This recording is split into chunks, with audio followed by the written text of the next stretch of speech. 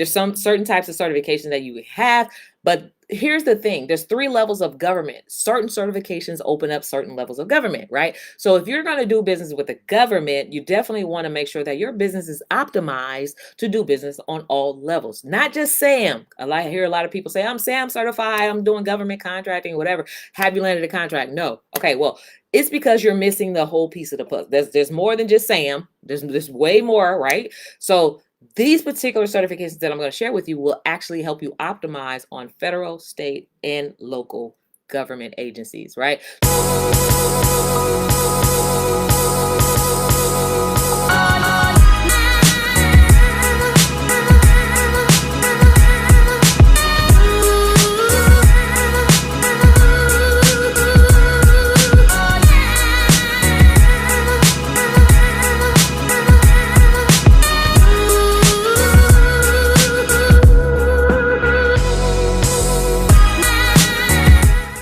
So if we're talking about billions of dollars that's set aside for you on the federal level, wait till you understand what's on the state level and what's on the local level, and you tie all that together. We're talking about a lot of B's and M's, billions and millions, right? That's on the table, right? So minority business enterprise, there's a state level, there's a local level, there's a federal level minority business enterprise. So the minority business enterprise, small business enterprise, right? That's beta.SAM will give you the SBE.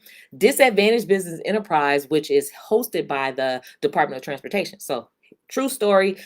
Most people would think, well, I sell catering services. Why would I want to do business with the Department of Transportation? Well, the Department of Transportation, if you go to the airport, there's food stands and vendors everywhere, right? Those are contractors.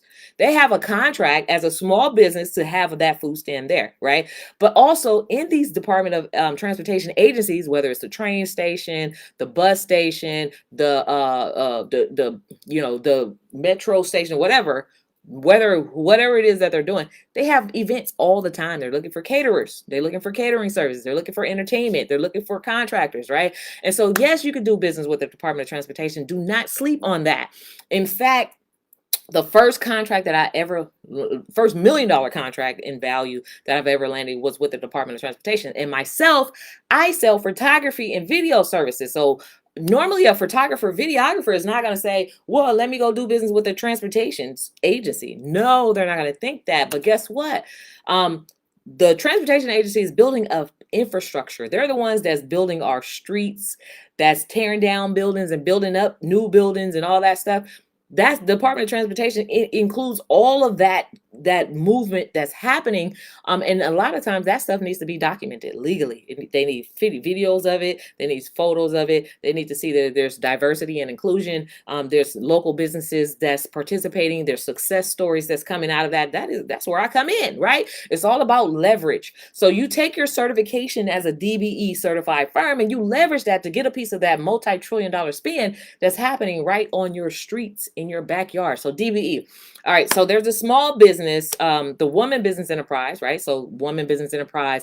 And then there's the federal level WOSB. So there's a lot of acronyms out there. There's a lot of different types of certifications. Do not get it confused. But I do want you to know the most important thing is to make sure that you're optimized for federal, state, and local, right? Minority business, small business, disadvantaged business, and the woman-owned small business. You want to have those. That will open up doors for all. If you have those basics, that will open up the doors for everything that you need, okay? So certifications of leverage on the local, city, and county level, there's woman, minority, small, local business certification. So check with your city. On the state level, there's disadvantaged business enterprise, and there's also a state level small business enterprise. There's sometimes a state level woman and minority business certification. So it depends on the state, right? All of these are dependent on the state, but on the federal level, there's the beta.SAM small business enterprise, and there's also the WOSB, right? Certified.beta.sba.gov. You will go there to get that certification. Okay. So the certification actually gives you the leverage. It's just like Willy Wonka and the chocolate factory when you had to have the golden ticket in order to get in the building. Well, For these set aside contracts that are specific for minority, women, struggling, disadvantaged businesses, you have to have your golden ticket. And that certification is your golden ticket. Yeah. So you don't have to have certifications in order to do business with the government, but it makes it a whole lot easier to participate because only these budgets are spent with small businesses. Okay. So if you have those, now you have your power. So you want to get your power, right? So you can knock on a door to claim what is rightfully yours, right? We're talking about our 40 acres and a mule. Well, what if the 40 acres and a mule showed up in the form of a business that says you have to be certified in order to participate? Because those millions of dollars will give you the power to be able to go buy your own 40 acres and a mule. And the government is going to fund that, right? Through your business, right?